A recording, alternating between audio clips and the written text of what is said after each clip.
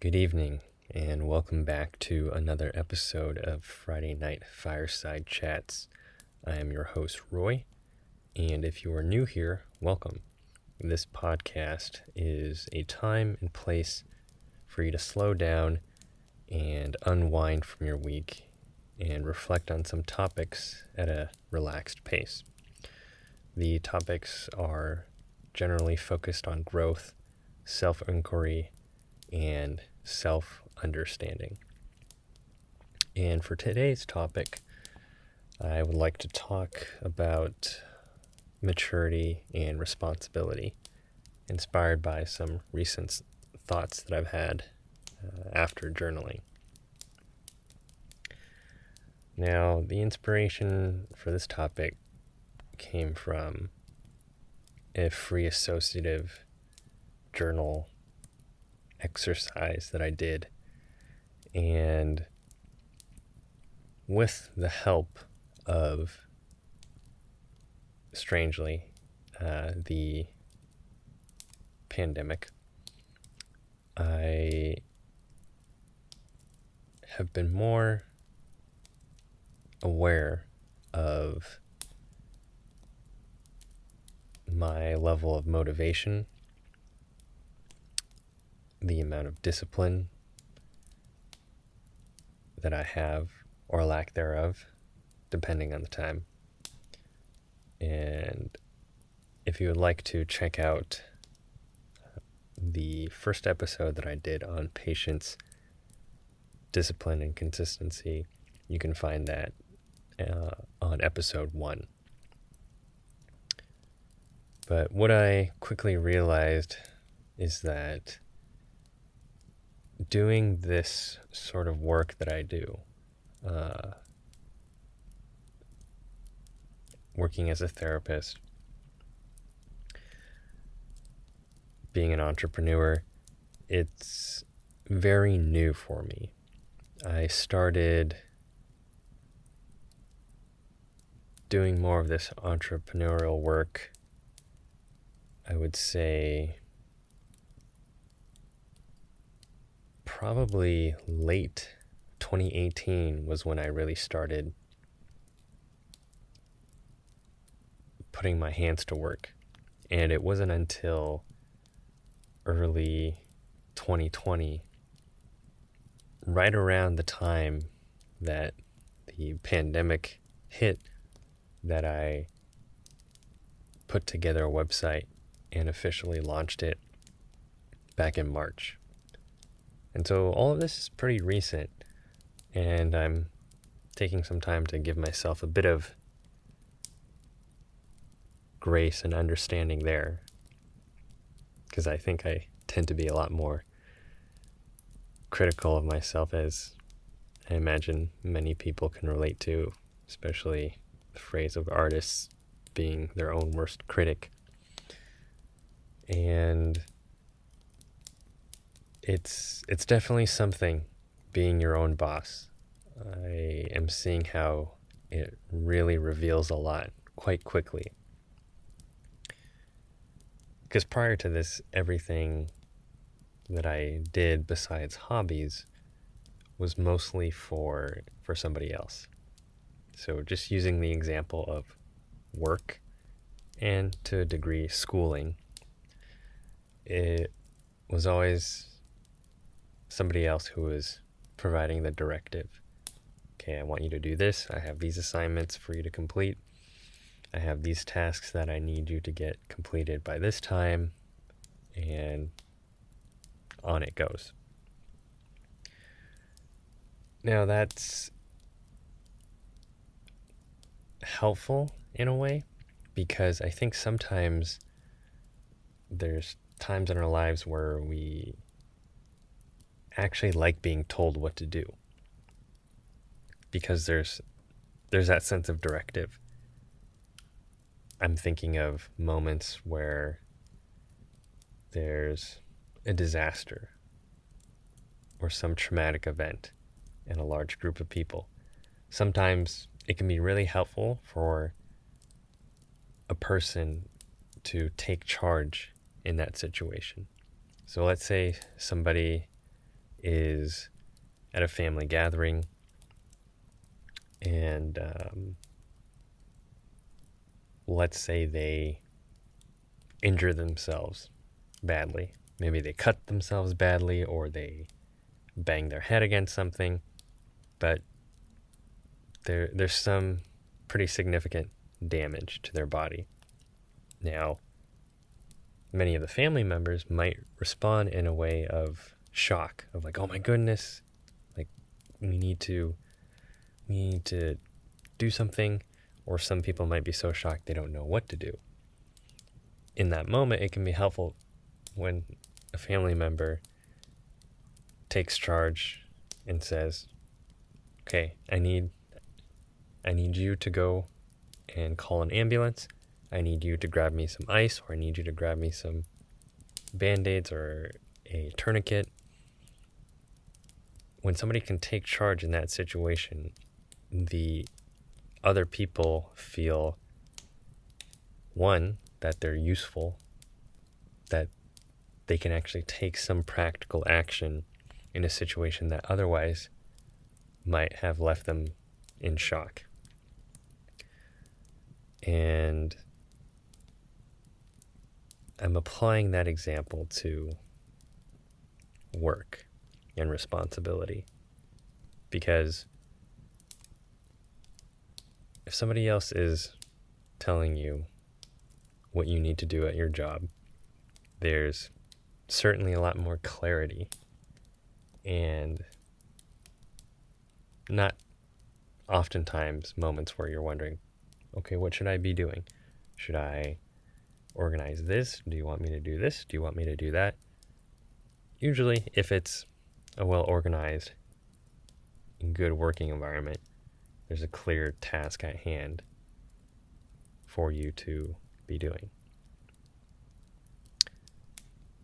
I think one other advantage of working for somebody else, being told what to do, is that there's a certain degree of responsibility that you can offload onto coworkers or your boss. From personal experience, I would say it doesn't always feel good. It doesn't always feel good to put the blame on somebody else or to complain about what is not working well at work. I'm very familiar with that feeling, and sometimes there's just a sense of powerlessness or helplessness because I'm not in the position to decide what is good for the company or not and what to change. That's at the mercy of the higher ups. And even if I offer feedback, it can be completely dismissed, and has been the case in the past.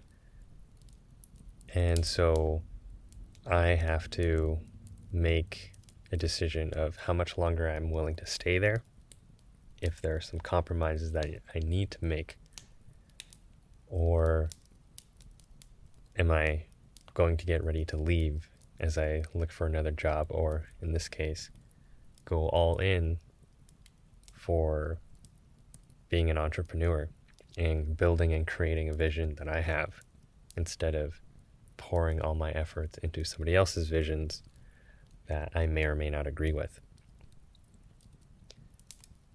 But at the very least, working for somebody, there's a certain, I guess, a strange type of entitlement that comes from complaining and putting blame on other people. Overall, it's not helpful at all, in my opinion. But in the moment, and especially with other coworkers who are more, we're just the grunt workers, we're in the trenches, there's a certain amount of bonding in those situations. And I imagine there's many people who can resonate with what that feels like, to be in the trenches and have other coworkers. You all are putting out the fires that the higher ups might never hear about or care to hear about, and there's a certain level of camaraderie you build with your coworkers. And some of those moments, even as I think back to them, I have some fond memories.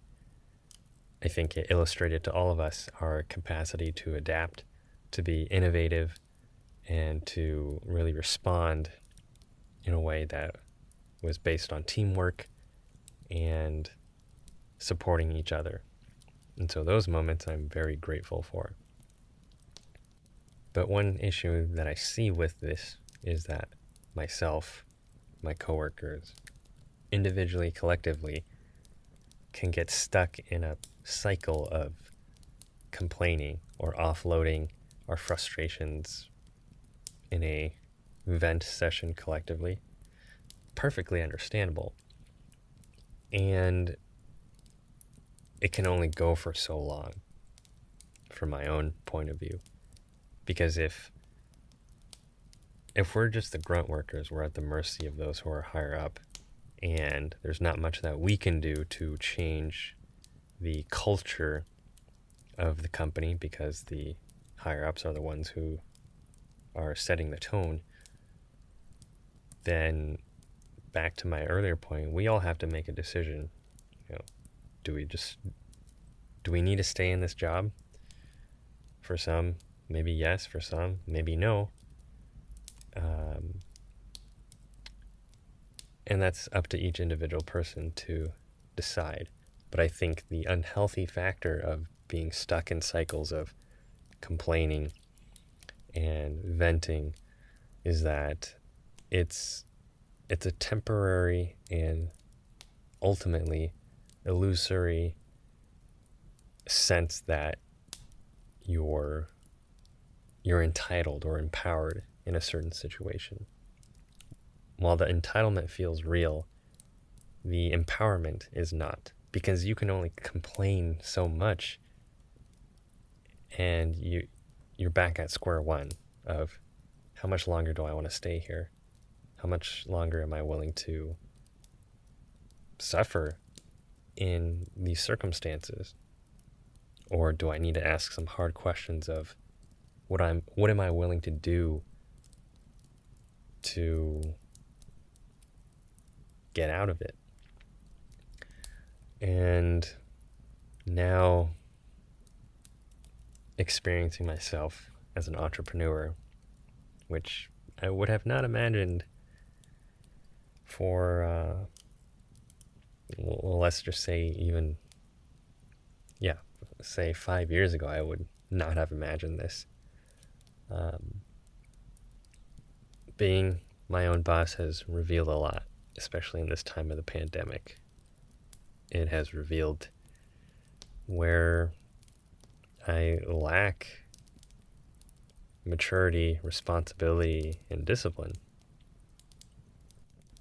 And I don't say that in a way to knock myself or put myself down. It's just a very simple and realistic and honest reflection of, yes, I see it.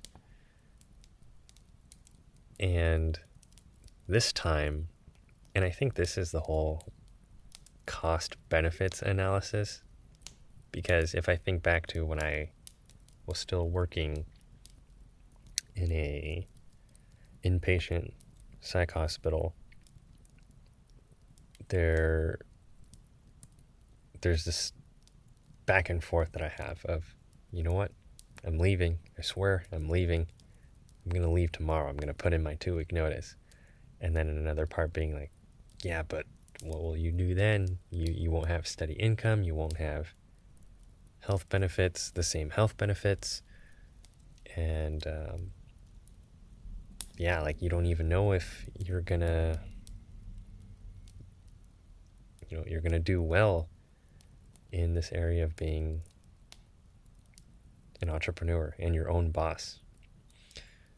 And I think that's where some of the turmoil was,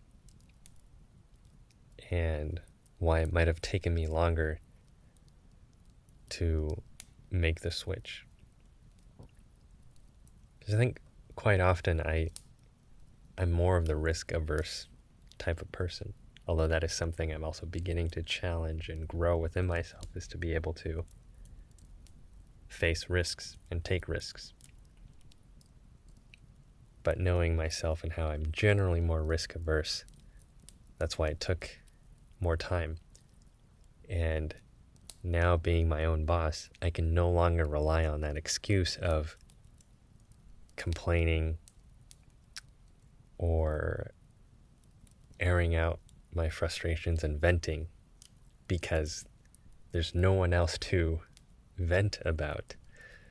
And I'm smiling as I say this because there's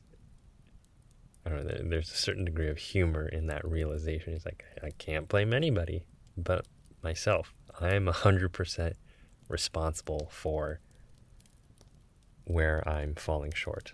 I'm 100% responsible if I'm not creating content, because I'm the one who's creating content.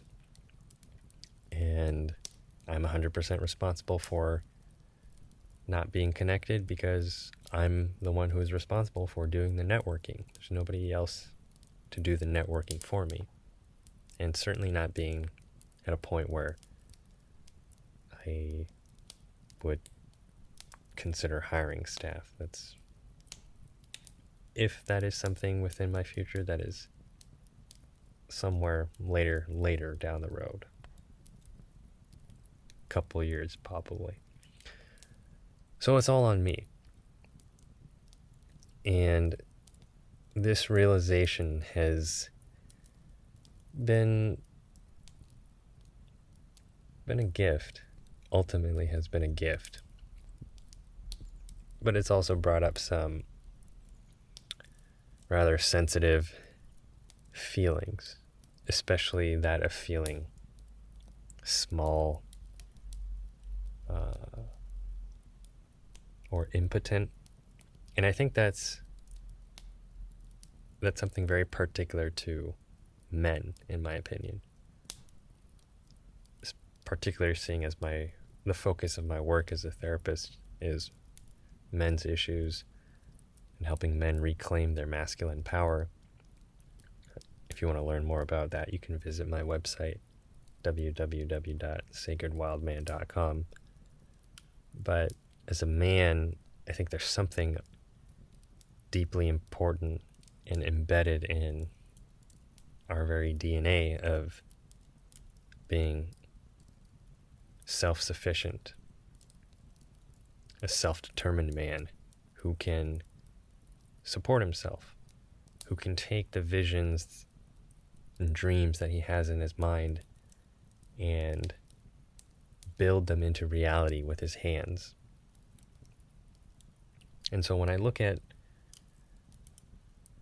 maturity and responsibility and seeing the visions and dreams that I have for building a business, which is ultimately about living a certain life purpose or a mission, what I want to offer to the world, the unique gift that I have to offer to the world. When I look at those dreams and visions paired with what I see now, where it's, there's a little sapling that is poked out of the soil, but sometimes it even feels like there's no sapling at all. It's just, I'm just looking at dry soil, and a seed is planted, but I have no idea if it's even growing. Kind of back to the first episode on patience and discipline, I talk about that more. But when I look at those two images and compare them, it's sometimes really easy to become discouraged. And in those moments, that motivation, responsibility can take a dip, and I find myself distracted, distracted with YouTube, social media. Oh, what are other people doing? Or reading books but not finishing any of them. Starting multiple books but not finishing any one of them. Here and there doing some video games. It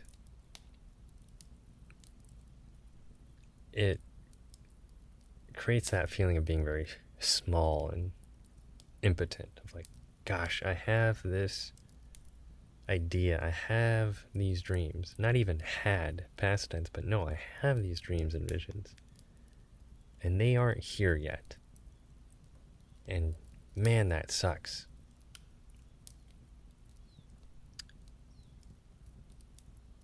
And it's a very unpleasant feeling. And I see that a lot with the men that I work with. Oftentimes there is this theme of, man, I want to do this thing, but I can't, or there's some block, or maybe it's not happening as fast as I want it to. And in those moments of being rather down,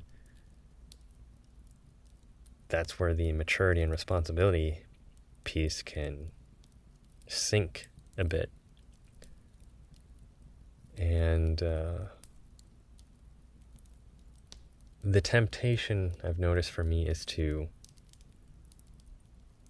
give in to that kind of stagnant, stuck place of operating.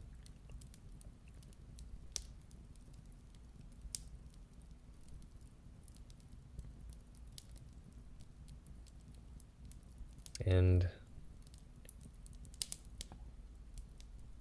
the longer that goes, the more I'm aware that that simply doesn't sit well with me. There's something in me that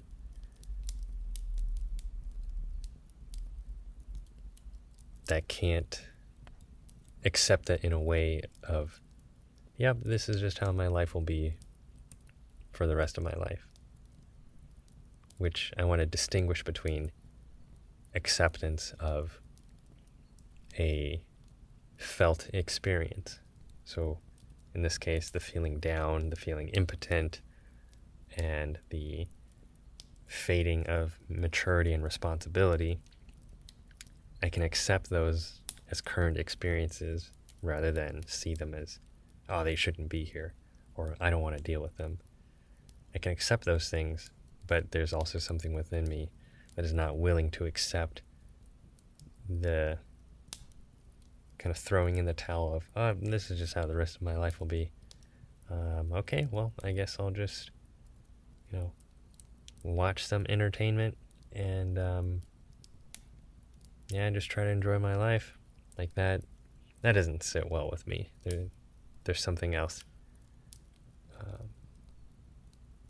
deep within me, and it feels like more this masculine energy of, I want to penetrate into the world, right? So the phallus, the erect and creative potential pushing itself into the world to create and birth something, to spread its seed, if you will. Using that analogy, which I think isn't just an analogy, but there's some energetic truth to it, not just in male anatomy, but just the energy that men embody. And this is where I think it keeps coming back to patience and discipline. These are the same themes that keep coming up for me in this time. And this is really where I think I and others who find themselves in this similar place, it's really an opportunity to see what we are truly made of. And it takes that grit, it takes that elbow grease, it takes doing that mundane shit that nobody probably will ever even see or hear about or even know that you're doing. And it's a very, I think, unappreciated thing. It's very not glorious. No flashing lights or colors. Nobody there to pat you on the back, perhaps other than people who are the closest to you and see you on this journey. It can get very lonely. And I think there's something to be said about being able to accept that that is a necessary pain in being able to build one's discipline and to really grow into maturity and responsibility. Again, thinking back to the two people I mentioned in that first episode, David Goggins and Jocko Willink, extreme ownership, and this very passionate line that Goggins said of, I had to grind myself into a fine powder to get to the other side. But this is all years and years of that hard work and years of that work that nobody ever sees. You don't get a pat on the back about. Nobody else is appreciating it. It's really in that lonely place where I think a person learns to build that type of maturity and responsibility. And I don't know if it always gets easier. I think it probably does over time. But I'm still aware of those moments where I want to be taken care of. It feels nice to be taken care of. And that seems to hearken to a younger part of me, which I know that we all have. It might be more present in some other people than others, but there's always this inner child within us. And that's often the place and source of our creativity, our playfulness, spontaneity, and our personality. And I don't see that as something that needs to be gotten rid of. I think that's always, this inner child is an archetype that will always be with us within our psyche. At the same time, there's a time to grow up. There's a time to grow up and leave the care of your family, leave the systems or communities that have been around you, and to really go on that individual journey to discover who you are, your potential, what you want to offer the world. And that's when you have to be the one to take care of yourself. That's where the adult self comes in. So the adult self and the child self, you're nurturing and exercising both at the same time.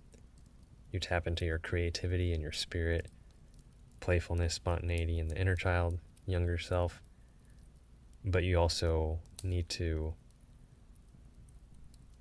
build up your adult self, the one who can implement structure, discipline, and provide a container. And there's a Shaolin monk who I believe is the head teacher at the Shaolin Temple in Germany. And he goes by the name Master Shi Heng Yi. And he said something pretty profound for me in an interview where he spoke about discipline, and that if you don't know what the borders are, you don't know what true freedom is. And when he spoke about the borders, he was referring to the borders that discipline can provide. So the border of you wake up at the same time every day for however long of a time. You go to bed at the same time of day for however long a time. You do these same routines. So in their case, martial arts practices, internal martial arts, time for eating, time for meditating. It's very regimented. And those are the borders that discipline creates. And the more I think about it, it's very grueling a process. Very mundane, but there's something there about this power of discipline to smooth out your rough edges, and also to be, speaking of a border, also, a certain fire within that border that really melts away what is not serving a person for their higher purpose. So be that laziness or indulgence. And as those things burn and melt away, then true maturity and responsibility are birthed forward. And when a person can be fully